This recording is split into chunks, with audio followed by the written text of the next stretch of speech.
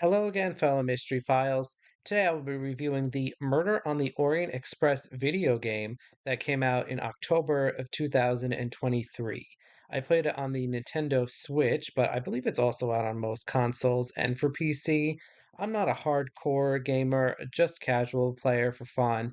Now, you don't need to have played this game to enjoy this video, although I will be spoiling it.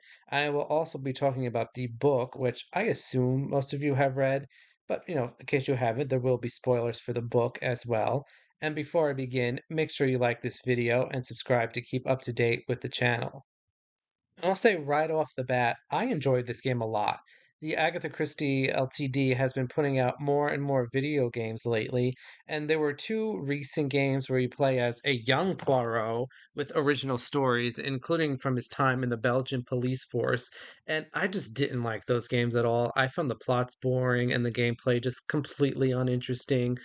However, this Murder on the Orient Express game was so much better. It was a lot of fun and kept true to the book while making enough changes to make it different, but not so many changes as to drive me crazy. And the biggest, most obvious change is the change in time. This game takes place in November, December 2023, and that causes a few interesting changes I will get into. And I enjoyed seeing the modernization of this, and I think the game handled it very well. If you are going to transport a Christie novel into the present day, Murder on the Orient Express is the story to do first, as I think it's the easiest to get around all these new complications. The train stuck in the snow renders the Wi Fi and the cell phones just useless, and the plot plays out, mostly the same way. I'll get into some other changes as I go along. You play most of the game as Poirot, and this Poirot is a bit younger here. I guess he's about like 50-ish maybe, and his appearance is a little different. He looks a little more modern, which I understand. I mean, Poirot is old-fashioned for the 1930s, so I think keeping that style in 2023 would just look really out of place. He does have his mustache, but I did feel as if this Poirot like wasn't Poirot enough. A lot of his mannerisms were either like subdued or eliminated altogether, which, to be fair, is common in video games for the player character. The player character is supposed to be a blank slate, so the gamer can insert themselves in their place. But the game begins with Poirot in the hotel in Istanbul, where he has to help Captain Arbuthnot, and we'll get into why he's a captain and not a colonel in this edition, find his lost ticket for the Orient Express. And this is just a tutorial to familiarize yourself with the controls, but this is how we learn about Arbuthnot's relationship with Mary Debenham, who very clearly spent the night in Arbuthnot's hotel room. The rest of this first part of the game remains the same as the book. In fact, most of the game is the same, including the Ratchet murder, how Poirot gets on the train, and all of that. All the characters are there and largely faithful to themselves. I will say it was kind of annoying that some of the characters are really delegated to background characters for some time. Like we don't formally meet the Count and Countess Andreni or Cyrus Hardman for like well past the halfway point of the game. And the pre murder section of the plot remains the same, with Poirot rejecting Ratchet and Mrs. Hubbard claiming there's a man in her compartment, and the woman in the scarlet kimono, and Ratchet not speaking French. And the only real difference here is the addition of a few new characters, all of whom are staff aboard the Orient Express. There is a Jean Bouchard, the French bartender, Mori Hotaru, the Japanese chef, and Frigga Nielsen, the Swedish dessert chef. My initial thought was, well, at least like one of these people is going to be involved with the Ratchet murder. They're all different nationalities, and with Christie video games, you never know if the plot is going to be the same or different from the book. And my suspicion, sort of panned out correct here, but I'll get into that. The Ratchet murder is also largely the same, but there are a few differences, largely because of the shift in setting. Instead of a pipe cleaner being left at the crime scene, a bottle of banana scented e cigarette liquid is found, but it still belongs to Arbuthnot. The handkerchief is still there, and it is still Princess Dragomirov's. The order we learn information is rearranged quite a bit here. The incident involving the latch in Mrs. Hubbard's room is discovered almost immediately, with Poirot immediately suspicious of Mrs. Hubbard and Greta Olson, who verified this false information. The Daisy Armstrong stuff is delayed a little bit, especially in regards to the passengers being connected to her. and Ratchet being her murderer, both of which I think is necessary. We also learn that Ratchet is Daisy's kidnapper a little later than we do in the book and through a different way, which brings me to the other major change in this game, and that is the inclusion of yet another passenger, Joanna Locke. And Joanna Locke is actually missing from the train from pretty much the beginning. We know she's there because she's on the passenger list, and she's eventually found drugged in one of the public bathrooms. Joanna Locke comes to, and we learn she is sharing a compartment with Hildegard Schmidt and is a police officer in Massachusetts who worked on the Daisy Armstrong kidnapping case about 4 years prior to the incident on the Orient Express. This is another major change, as for a bit the player goes back and forth playing as Poirot investigating Ratchet's murder on the Orient Express, and in flashback playing as Joanna Locke investigating the Daisy Armstrong disappearance. I found this interesting because we never get like any real substance involving that crime in the book. We just know Ratchet kidnapped Daisy and then murdered her. That's about it. But here, Joanna's flashback begins after Daisy is kidnapped, and Joanna is an officer who was added to the case after the fact. So we begin her part of the story in like the middle of the kidnapping case.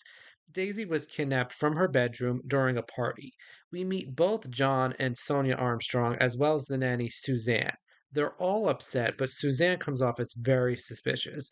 And if you'll remember in the book, Suzanne was blamed for being an accomplice, but that she was later cleared, and that's the same here. She lied about staying with Daisy all night, except for a brief moment to call her sick mother on the phone. But then we learn that Suzanne was actually missing for at least a half hour, or up to an hour even, and she never called her mother.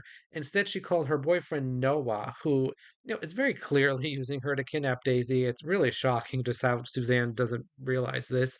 And Joanna is the one who finds Daisy's body in an abandoned cabin and discovers a lot of evidence there to suggest that Suzanne had been at the cabin. Like some of her hair, I believe, is found there. And the rest of this part of the Daisy Armstrong investigation remains the same. Sonia Armstrong dies in childbirth along with the baby. Suzanne commits suicide with Joanna finding her body, and John Armstrong also commits suicide. Joanna isn't satisfied that Suzanne is guilty, and I should say the official answer the police come up with to Daisy's murder is that Suzanne did it. The whole thing where Ratchet was arrested and then he bribed the jury to get out of being convicted, and he also bribed the judge, all of that is omitted from the game. That did not happen in this game.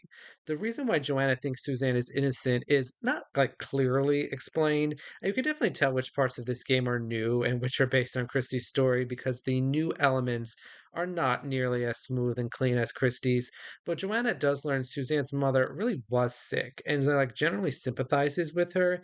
Joanna arrests a reporter named Michael Clark for basically breaking into the cabin where she found Daisy. Michael was trying to enter a bunker where Joanna later finds the ransom money the Armstrongs paid. And Joanna's boss, who is District Attorney McQueen, allows her to question Michael, but doesn't really let her go any further. And he forces her to let him go because, as far as he's concerned, the case is over and solved. Flash forward a couple of years to just a few days before the game begins. It's now 2023, and Joanna learns that Michael Clark's long murdered body has been discovered, and it is not the same Michael Clark she met.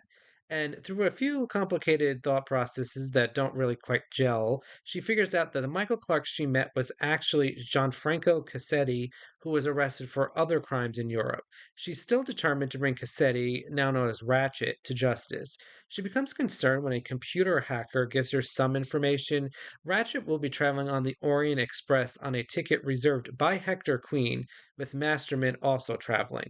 Joanna conveniently did not meet any of the passengers from the Orient Express who worked at the Armstrong house, but she does recognize both McQueen as the son of her former boss and Masterman from a photo. She also recognizes Foscarelli as the Armstrong's driver.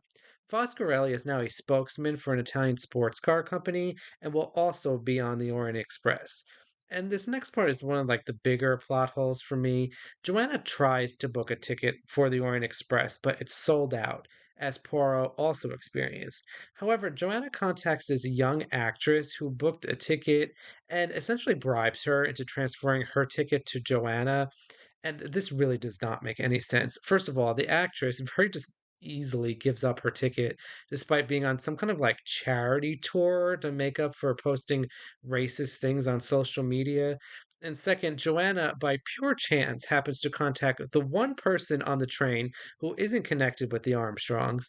And third, how on earth did this woman manage to get a ticket when the Armstrongs bought out the whole train? It doesn't make any sense.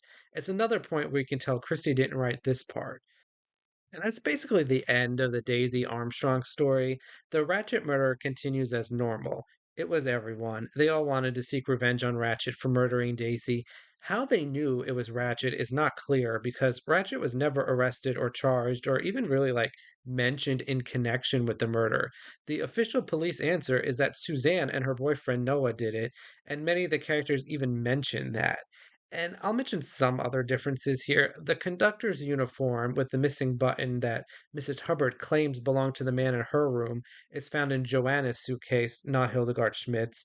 Both Schmidt and Pierre Michael, the conductor, wound up drugging Joanna when she showed up unexpectedly, with Schmidt really coming off as suspicious in this game, as she's caught in a number of lies that she doesn't even really get out of. Just Poirot just lets her be. The scarlet kimono is not found at all and isn't even really mentioned after Poirot sees it. Some of the characters have changed backstories. Captain Arbuthnot served with John Armstrong in the war in Iraq, not World War One, where it is heavily implied Arbuthnot committed war crimes and Armstrong got him out of it, which is why Arbuthnot is so indebted to him. There are a lot of references to the war in Ukraine, with Greta Olson on her way to Poland to aid refugees. Why she's on the Orient Express for that purpose, I don't know. She's nowhere near Poland. It's just another plot hole here. Princess Dragomirov lives in exile in Germany. Vladimir Putin is not named in this game, but there is a mention that the princess intimidates those in power in Russia. Countess Andreni is pregnant, and they still do the every rich person in America knows each other bit, with Poirot insisting that Count must know the Boston Armstrongs because he was an ambassador in Washington. Another plot hole pops up with Cyrus Hardman, who is still Suzanne's boyfriend, and it seems like the production of this game just forgot they gave Suzanne a different boyfriend, so they just try to shoehorn it away as Cyrus and Suzanne broke up temporarily, which is extremely unconvincing. Another plot hole involves Poirot, who mentions that a war in Belgium brought him to England, which is true in the books when Poirot fled Belgium during World War One. But I really couldn't figure out what war in Belgium happened in this game, as Poirot is certainly not old enough to be a refugee of either world wars. But anyway, Book and Constantine decide, with Poirot's urging, to accuse the small, effeminate man in the conductor's outfit. There's really no suspense over it at all in this game. There was a previous PC video game of Murder on the Orient Express, and in that version, you could decide to go either way. But here, it is the fictional man in the conductor's uniform who gets the blame. And you would think, oh, game over, right? No, the game continues on actually, and Dr. Constantine re-examines Ratchet's body for reasons that aren't clear, but he all of a sudden discovers a 13th wound made with a different knife that one of the 12 wounds covered up. So what this means is that Ratchet was dead before the Armstrongs and crew did their plan. Poirot reasons that this culprit must be one of the people who didn't stab Ratchet as part of the jury of 12, and for whatever reason he thinks Countess Andreni must have done it, which doesn't make any sense at all, but that's dispelled with pretty quickly.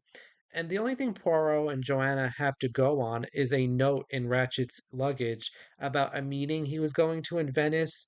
And this sequence is very strange. With Poirot, instead of just asking McQueen what this meeting was about, he just refuses to associate himself with any of the Armstrongs because they're murderers, even though he also doesn't care at all. It didn't make any sense. I mean, the ending sequence is all original material, and you can definitely tell Christie didn't write this. Oro and Joanna go to Venice in the middle of Carnival, even though it's December, where they witness a masked person murder another person, this person being the man Ratchet was supposed to meet. And the victim is this guy who watches over the ransom money from all of Ratchet's crimes, which leads to a somewhat lengthy investigation into all of what we learn about Ratchet, how he keeps trophies from his victims and where he hides all his money. This doesn't provide any real information whatsoever. The game just ends very abruptly with Poirot accusing Frigga Nielsen, the dessert chef, of murdering Ratchet. And she admits it. I mean, Frigga's father was a conspirator of Ratchet's, whom Ratchet murdered to take a larger share of the ransom. Why she murdered this other person, I don't know. It's not really clear. I think she just got greedy over the ransom money because it was owed to her father. And the very ending goes a bit off the rails here, almost literally. Poirot says he's going to turn Frigga over to the police when they arrive in Paris, and she says, well, you can't do that because if I get arrested, I'm just going to tell the police what the Armstrongs did, and then they'll all go to jail. And Poirot basically is like, he doesn't care about protecting the Armstrongs anymore, which this attitude toward the Armstrongs and the crew is just extremely inconsistent from like scene to scene. It's all over the place. But this debate is all for naught as Poirot's worries about this lasted for all about 6 seconds before Frigga just jumps off the train into her presumed death in a really melodramatic fashion. They know the train was passing over a bridge over frozen water and she jumped, and that's it. And at the end here, we get some wrap up of like what all the other characters are going to do with their lives before Poirot returns home to his London flat, where he receives an envelope, and it's from Frigga, and it basically says, "I survived the jump. I'm still alive. LOL." And it just sort of set up a sequel with implications that Frigga Nelson will return at some point. Just a brief word here on the actual gameplay before I wrap things up. I found the gameplay fine, especially when compared to those other recent Poirot games. You spend a lot of time collecting information and making deductions. It's super easy if you know the book. There are some small puzzles that like don't really contribute much of anything. I enjoyed the graphics here. I mean, the graphics were very nice in the hotel and on the train and in Venice, very realistic and elaborate. The character designs were very good. I think the animators did a good job with making the characters look like their descriptions from the novel while also living in 2023. Poirot was a bit strange, but it's Poirot. And I was confused about Candice Drenny's, whose dress is designed in a way that makes her look like she's heavily tattooed. Like, the one major knock for me, graphics wise, was the character movements just didn't seem smooth, and Poirot and Joanna moved way too slowly for me. But overall, I really enjoyed this game. It was a lot of fun, and I enjoyed this new modern day setting because it's mostly remained faithful. And what was different than the norm, but just a little different. It was not a game that took wide liberties or disrespected the original text. There were some, plot holes and whatnot, but it didn't detract from the game. At times, it did seem like either production forgot the setting was in 2023 or simply didn't care, and a lot of the new material just wasn't as smooth as Christie's work, but I mean, really, what is? And I do hope there is another game in this series. It will probably be Death on the Nile, as that's how these things tend to go, but it will be interesting to see how these games handle and update other Christie stories. And that's it for this video. I hope you enjoyed my discussion on the Murder on the Orient Express video game. I don't stream video games, but if you are interested, you can find full-length plays of this game and other Christie games on YouTube. Next week, I will be discussing what I call the first book jitters. That is a look into several authors' first novels and comparing them to their entire body of work. As I said before, I find the first novels tend to be not the greatest book in the collection, but more on that next week. And if you haven't done so, check out the community tab and vote for who my next author whose works I will rank will be. Currently, Rex Stout's Nero Wolfe is in the lead, but there's still plenty of time to vote. Until next time, Mystery Files.